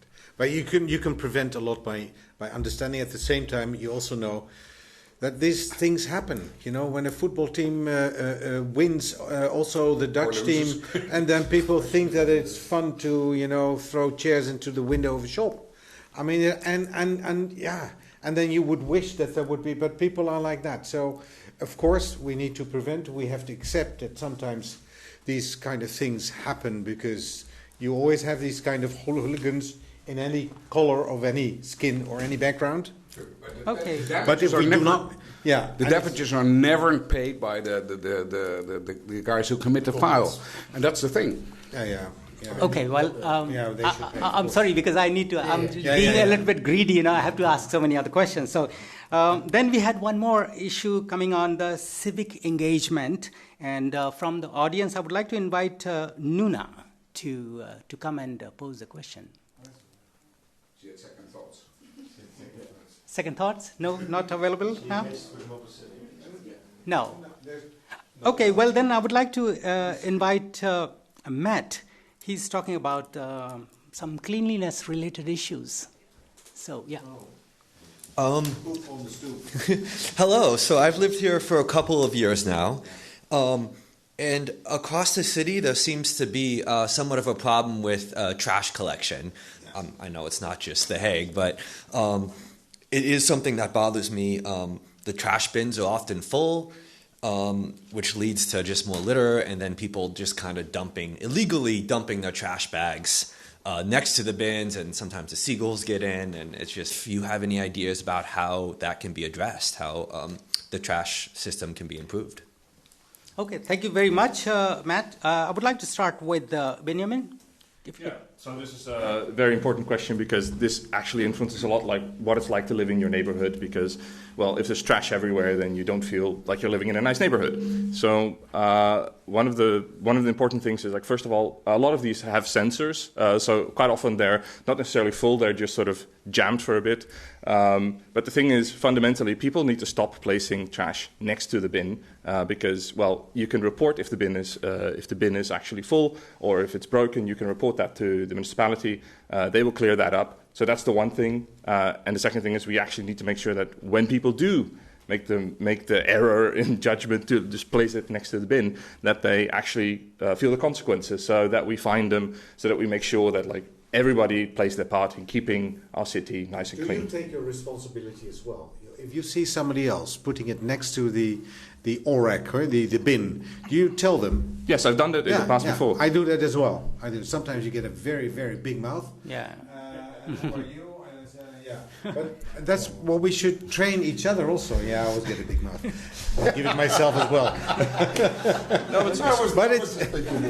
was just thinking. No, but it's. I mean, we have to educate each other also. Yeah. And sometimes it's also because, like the street is open, and then the street. And you can't expect, every time that because I know I live on a nice square, but we have what they call a trash street, the trash alley. So people, when it's full, and then I don't know how many times these things are being. But I know already that Saturday afternoon, the bags are everywhere, and it's a very nice square. So they come and pick it up. But at the same time, I get very upset when people put it there when I see it. But I don't want to be standing there. So, and you could put cameras there.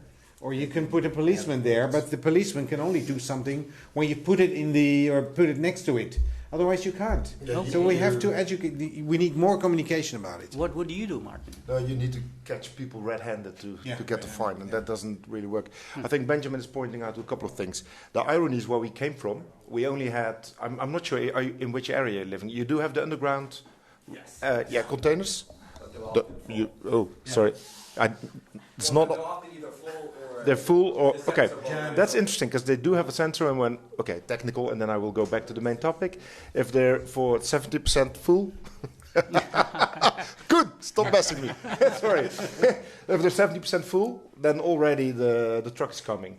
I think so. A lot of things. So before we had the bags, and then the seagulls would really have a banquet every day. So that's why the underground containers came.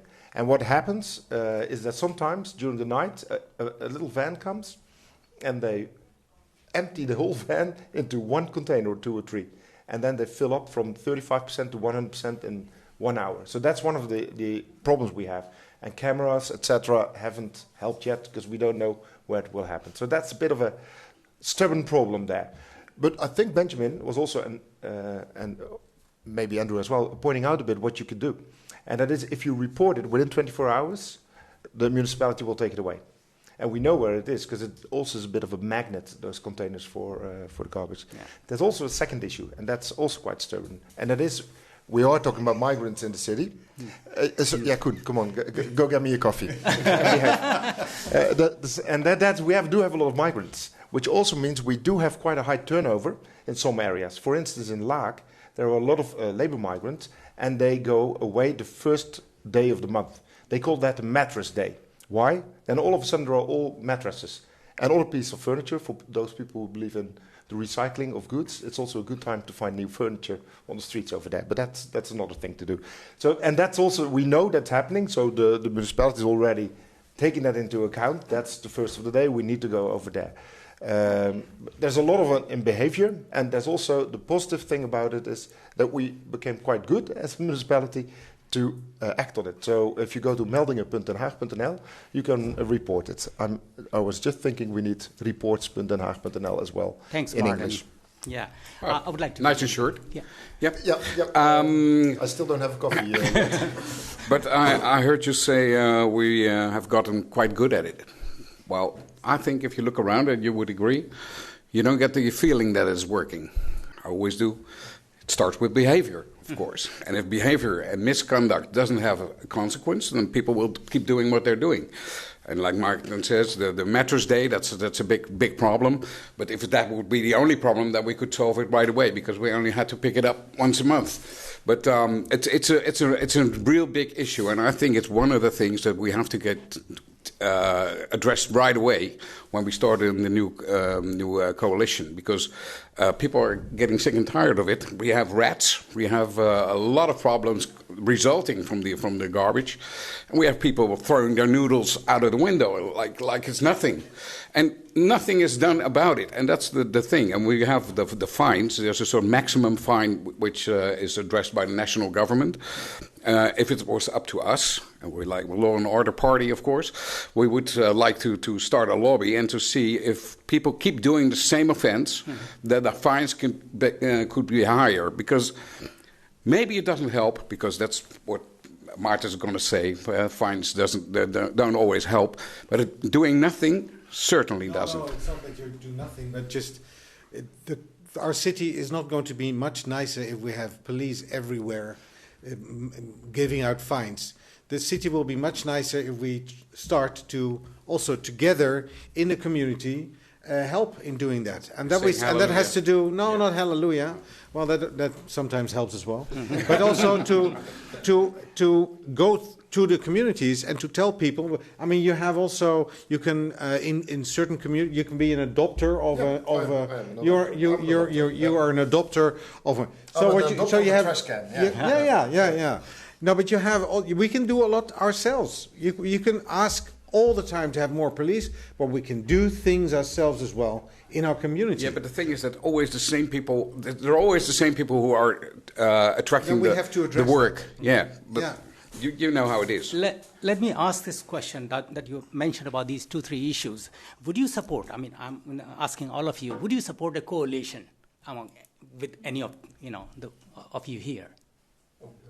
We are in a coalition. I mean, I'm talking about all coalition. Sanjay, the last 8 years, we've had 4 coalitions, and each of these 4 parties has been at least in one of the coalitions. One of the coalitions. Some in 3 and some in 4. We were in all of them. So that means there's no problem. Okay. So don't go there. The issue works. So basically, we do agree. Don't go there. Okay, perfect. We had some comments from the columnists that we are too friendly as politicians. That's also true. That's really? true. That's also true. That's also true. You've been working on it. I'm not saying why. I have another important issue. I think we have one more participant in our audience, Margaret. She's going to ask something which is very tricky, probably. Tricky? Really?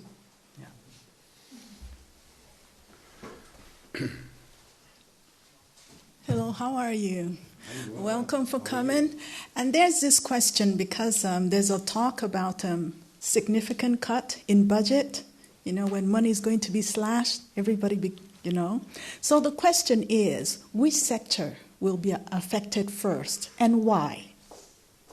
Thank you. Wow. Thank you, Margaret, for the... Thanks a lot. Sorry, you're the presenter. Yes, I think that's important that all of us are concerned about it. So who should I start with?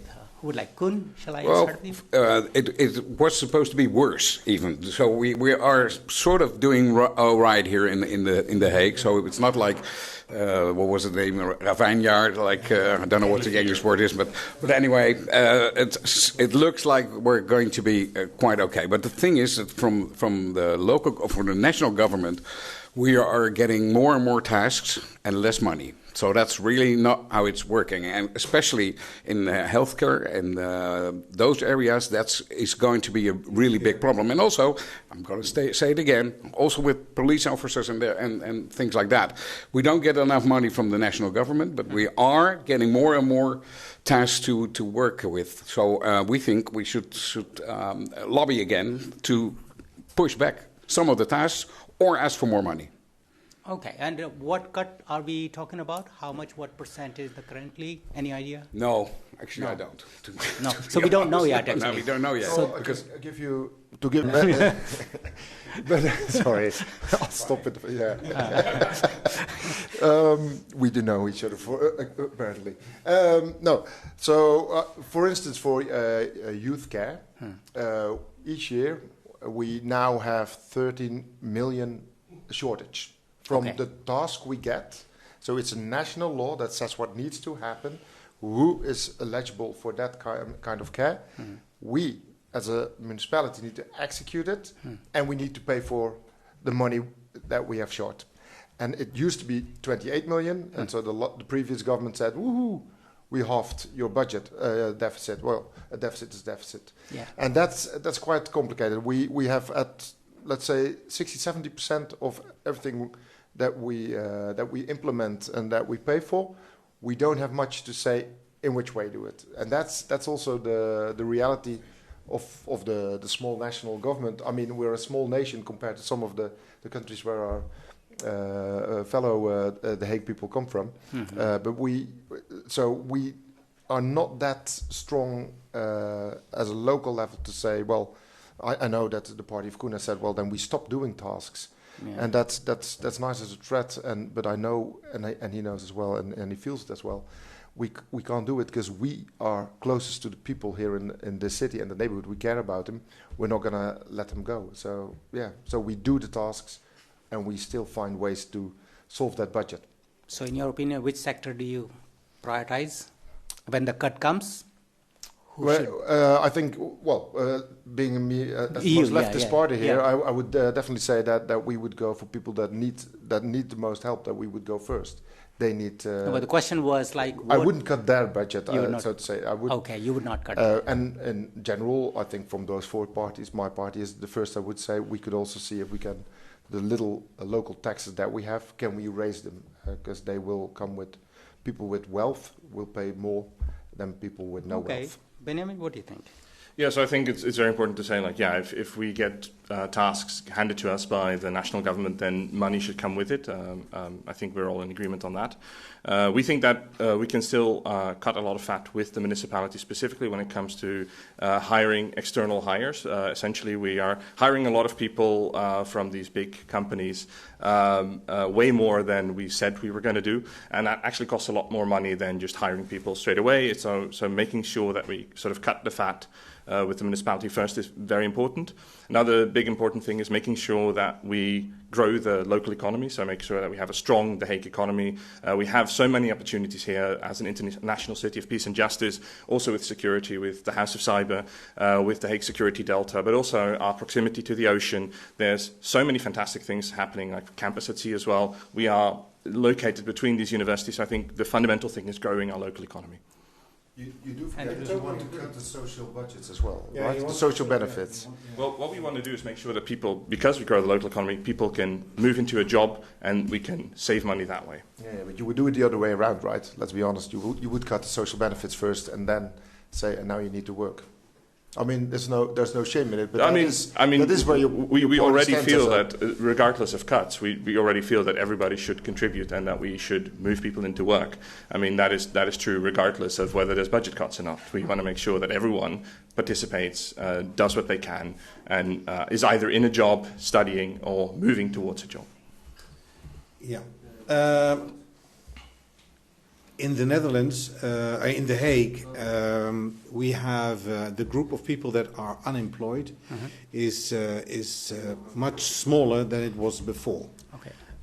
And the people that are in the Rolodex and getting their money. Which time frame are we talking about? Before means how many years? Well, I think it's now in the Bijstand. How many people are 22,000. 22,000, yeah. 20, and of that group, there's a large group of people that we can conclude about about 15,000. They will not find a job because they're handicapped or they have other kind of disabilities that will be long-term illness that it will be. They will not find. Not likely. No, 100% job. So. We think that we have to take care of the people in my party that deserve our help. At the same time, we can also help because we also have sources of income ourselves. And that's our local tax. That's, for instance, on housing. we are paying much less. We're charging much less on ownership of if you have a house of property than in other cities. Oh, yes. So there is room for, well, you can call it room for improvement, but we can raise that a little bit to also get the income. Of course, the VVD said no, we don't want that. But we think that there is a possibility. So we can raise that. I don't know the English word, the translation for that. The OZB? It's the property tax. Property tax. Tax. So we can raise the property tax, and that will help. And there are other things that we also have to think about. Of course, we have to be accurate about our bureaucracy, because every time that we think, okay, we have to cut on bureaucracy, we'll hire more people. I think, but it doesn't mean a lot on the real budget. The real budget is which we can influence if we get in more money. And that's, for instance, by raising the taxes, where we can, Well, that's always the left-wing solution, raise the taxes, and thinking of house owners as rich. They're not always rich. No. So it's a very easy way to do it, and I don't think that's the solution. I do think that what Benjamin is saying, our local economy, that's a way to make more money, but that's what you also said. That's a way to make more money. Tourism, that's one thing we both agree on. We should do more hotels, that's for sure. And we are really happy with the new concern, the Reborn company that was going to rebuild the pier in Scheveningen and also the Palace Promenade. That's a shopping center. And that gives some of the grandeur, the steam of the early days of Scheveningen, and we're really happy about that because that attracts a lot of people. We're in potential. We are one of the biggest tourist attractions here in Western Europe. I'd like to say. But I think that's also very interesting. You just already mentioned about the housing issue. Right now we have a crisis for that in Den Haag, right? And if you just... we took a very good decision in the council. Build. We're going to build 11,000 something more housing, and especially smaller apartments in Laaghaven. Yesterday, this council took that decision. Okay. And I'm very happy with that, and I'm also proud of it, is that we were able to come to that agreement to build. So last year we built only 550 new housing, but together with the council, we took that decision to build in Laaghaven, and that was so we're getting there, but it doesn't help. The 100,000 housing that we need. How much? More than that, I think. We want to build around 300,000-400,000. 300,000-400,000. That's already what we try to do. Precisely, that would be my question. That it's a kind of like just a drop in the ocean, or can we do it on a larger scale? And what timeline are you, considering? There are a couple of things that are really hindering, and also where we need the national government to actually move. And one of them is specific for The Hague. On one side, we have a thing that's called the sea, and it's quite hard to build in the sea, and no one wants to build in the sea. Well, maybe the pier. You guys want to build the pier. Okay, that's what you guys will do. That's okay. And the other side, there are other municipalities. So we have 8 meadows left in the whole of The Hague. So we need to go up. That's what we've done in the Binkhorst. That's what we're going to do in the Laaghavens.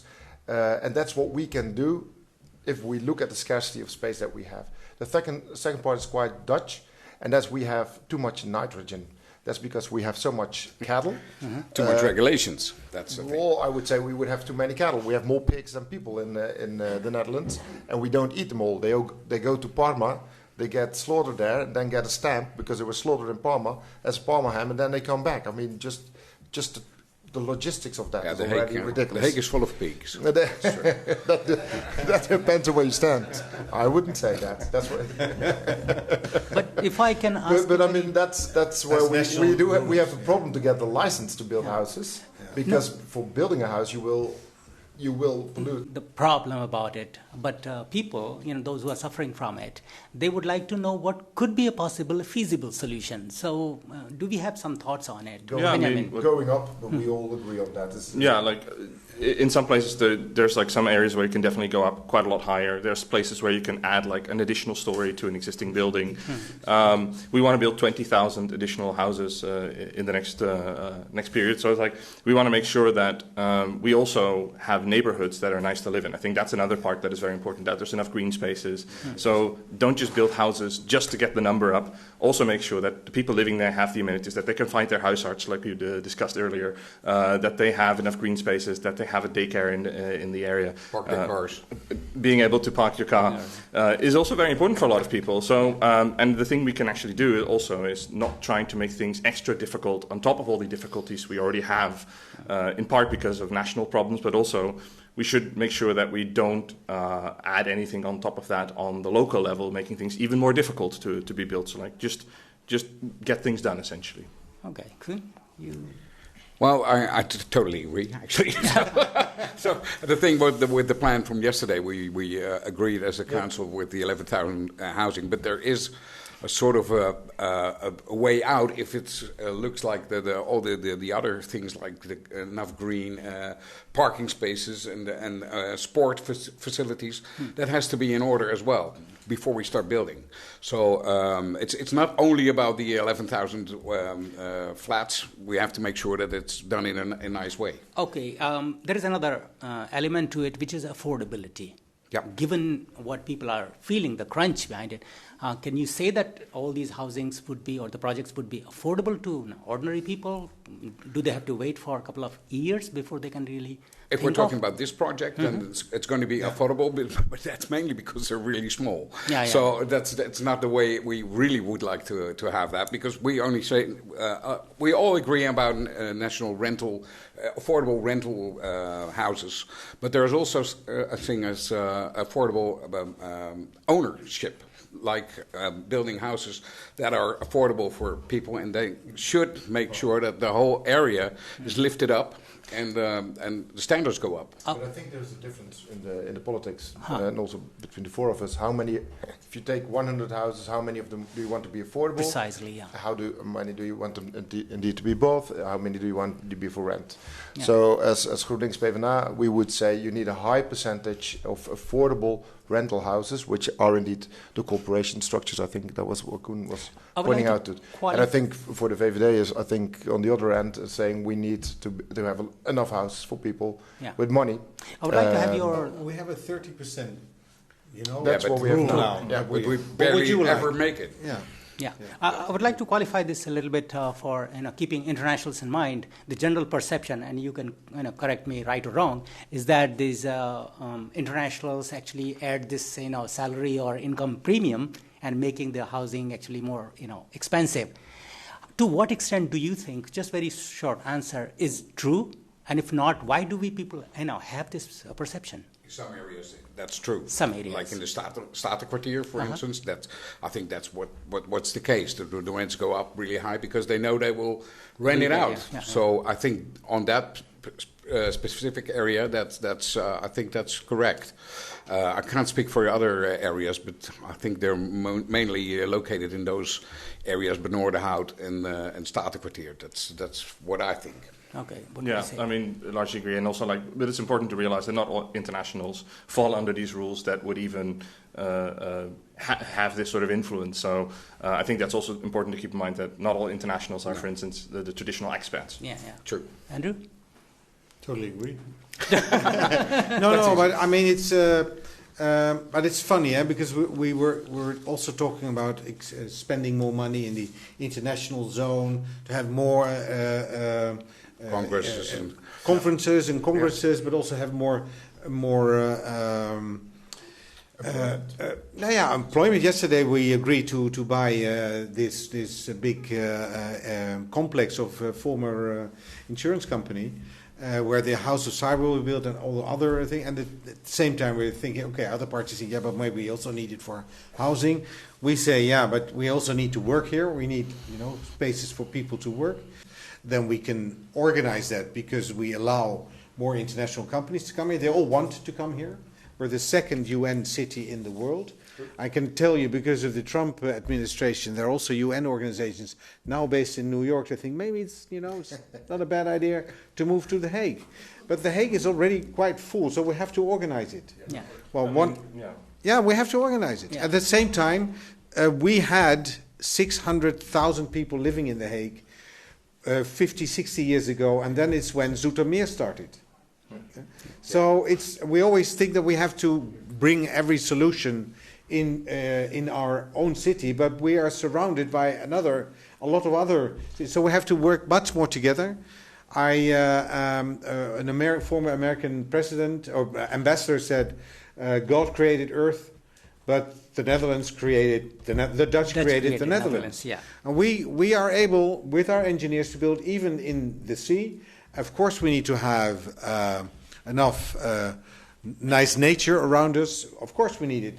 But I'm sure we can. I would like to add here, just let me think please, more. Yeah, we will handle it. Well, so there is another aspect which is also critical here is the asylum seekers and the distribution of the locations. So when I think recently we had a subject.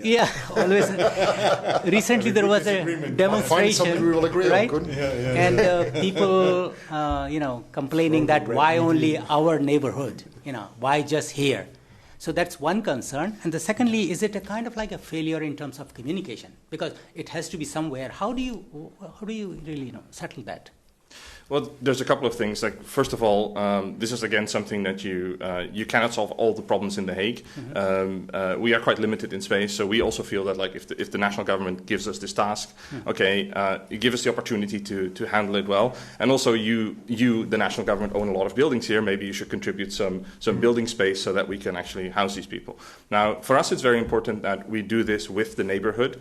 We actually had a proposal for this, which was adopted, and it's sort of this idea that instead of just sort of throwing this into a neighborhood like, oh, this is going to happen, make sure that you take people step by step, like, okay, this is something that we have to do from the national government, this is the way we're trying to do this, what concerns do you have, to sort of really making sure that it's that there's like this sense of that the neighborhood actually has a say in how this is handled, and making sure that we don't have like these really big locations, but trying also to prioritize like smaller that are more manageable for a neighborhood to absorb.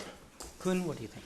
Well, these are all national parties, and the local departments of the national party. We are local only, so we only our main concern and only concern is The Hague. Mm-hmm. And what we are saying is, and not only The Hague, but also Rotterdam and Amsterdam and Utrecht, don't put more asylum seekers in our community, because we are already the dense population in Western Europe, I think. Most dense population in Western Europe. So don't add people who have all kinds of care, because they're not numbers. It's not like 2,000 asylum seekers, but they're people who need housing, education, care. Where are we going to get that? Because we are already too full. Sorry, I would just seek one quick clarification. Is it true only about Den Haag, or Amsterdam and Rotterdam have the same kind of number of asylum seekers? Oh, the previous national government, made a law that tried to spread the asylum seekers over all municipalities, and tried to do that in a certain ratio. And already the amount of people you had was a quite important factor. Thank you. Yeah. Factor for that. So I don't agree with Koen. The number of asylum seekers that we are here is also much less than all the other types of internationals we've so much as plus until now have discussed. I mean, we have almost 50,000 labor migrants here. We have a lot more internationals here. We have second generation, and then we have 1,000, 2,000 each year. Do you agree, Andrew, that it's all and then for properly distributed in the major cities? Yeah, that will be ideal. But I mean, it's not true that all the cities in our country, all the communities in our country, are taking their responsibility. But I think but I think that The Hague should have. We have the law. We should abide the law. We have an agreement on a national level, so we should do it. And it's also a national city of peace and justice, as we call ourselves. Yeah. That if people are fleeing from the horrible things that are going on in Sudan, Syria, in the 90s in Yugoslavia, that you also should do your part. We should absolutely do our part. That's what happens a lot. Because not every asylum seeker is a refugee. No. Let's put it like that, because that's a main concern. If they don't have a right to be an asylum seeker here, then we all would agree that the process needs to go faster for that. Then they won't have. When they're judged, then they're welcome here. Have a state here. When they're judged by the IND, then they're more than welcome here because they're already. All right, but that's the 1,000 we speak over. That's the job we have, and then we have the asylum seekers. The extras. Because Ter Apel is now the only center where people are coming into, where in the past we had multiple centers, but right-wing governments decided in all their wisdom to cut that as a budget cut. And now people are sleeping on the streets in the Netherlands. We are one of the most prosperous nations in the world. We should do our thing. Can I say something? I worked in Nigeria. You can say I worked in Nigeria during the Boko Haram revolt. 2.2 million refugees. 1.9 million. They're all welcome here. 1.9 million were in Nigeria. The other went to countries as Mali, Chad, and Cameroon. I don't know what you know about Mali and Chad and Niger. They are the most poor countries on the world by all indexes. And even they could have a couple of 100,000 people. We are much richer. We could do that as well. The amounts we have now are greatly exaggerated, and they do come back to the question of Roberta.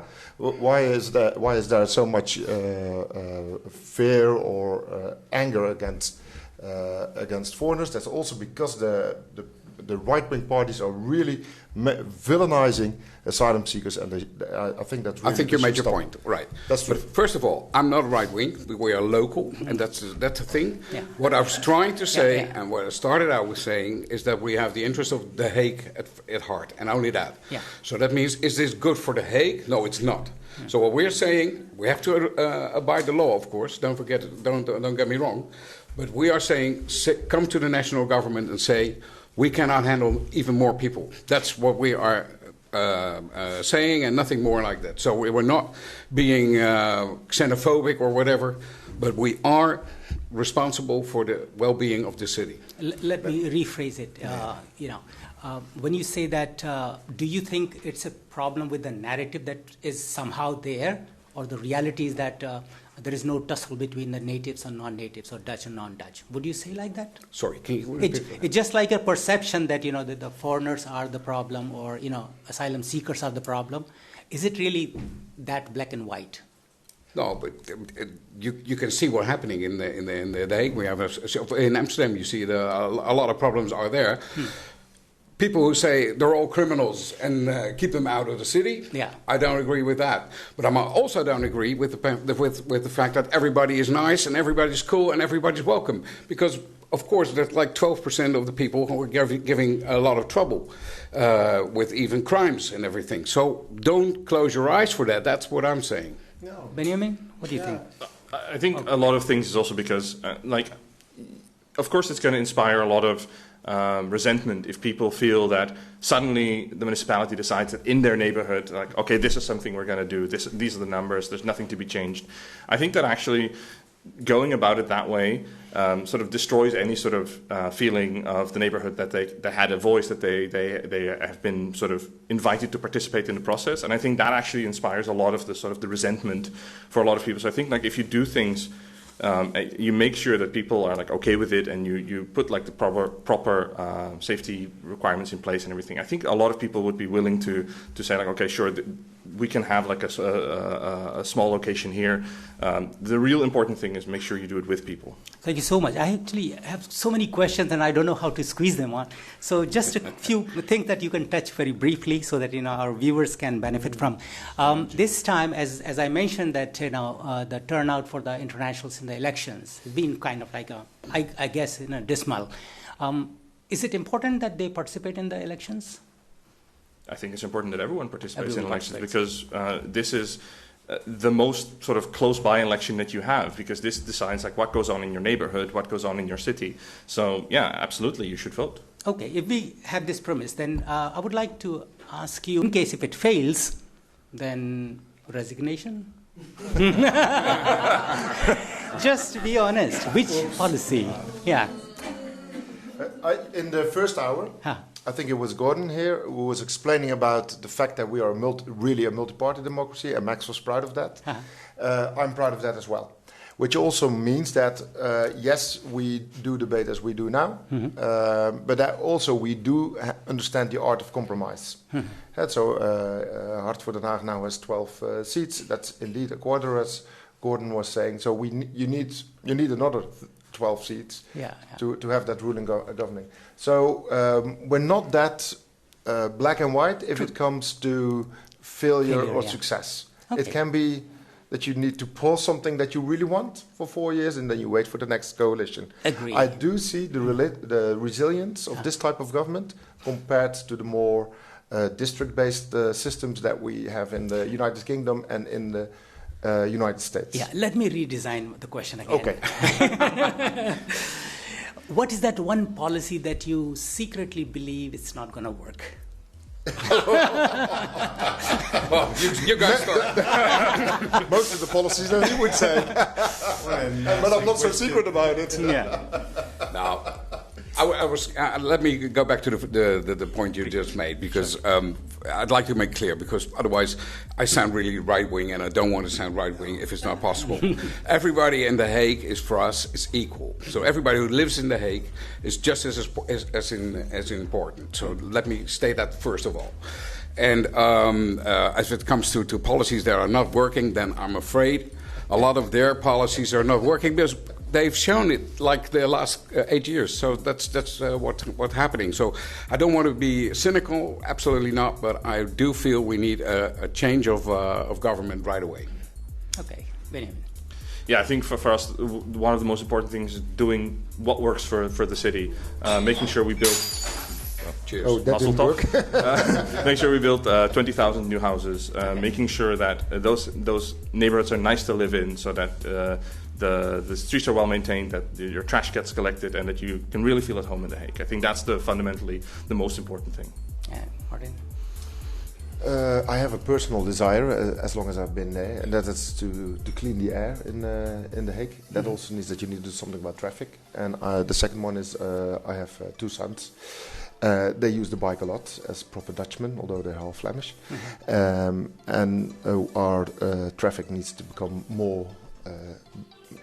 safer for children on their bikes, big time. And that also means that we should really consider to have more streets where the maximum speed would be 30 kilometers per hour. I mean, that's quite personal, next to all the things that I would do to redesign the public space for women, make sure every child counts, and that we have enough buildings, houses. I've been working with the international community for decades, and I've always tried to get the involvement of internationals.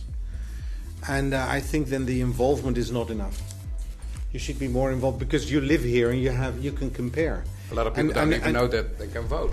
No, but it's not only about the voting, because that's the ultimate democracy.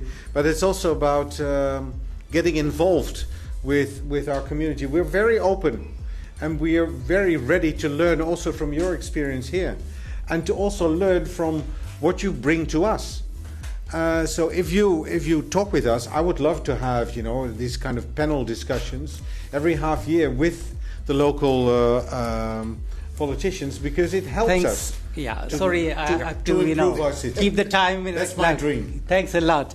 I would like to thank you, all of you, for sparing time. And of course, as you have just seen that actually, local politics is not that local, and it's neither that small. Discussions continue, but it's very important because the policies and this debate shapes our policy. One thing that I would like to once reiterate, that on the 18th of March, please go and vote, because we need to know, it's not like who is in power, but what kind of capital we want to see Den Haag to be. Once again, thanks to all of you. And we will be back again with another thought-provoking session the next month. Until then, take very good care of yourself and your loved ones. Once again, please vote here on behalf of our RTV Discuss team. Lovely day ahead. Bye for now.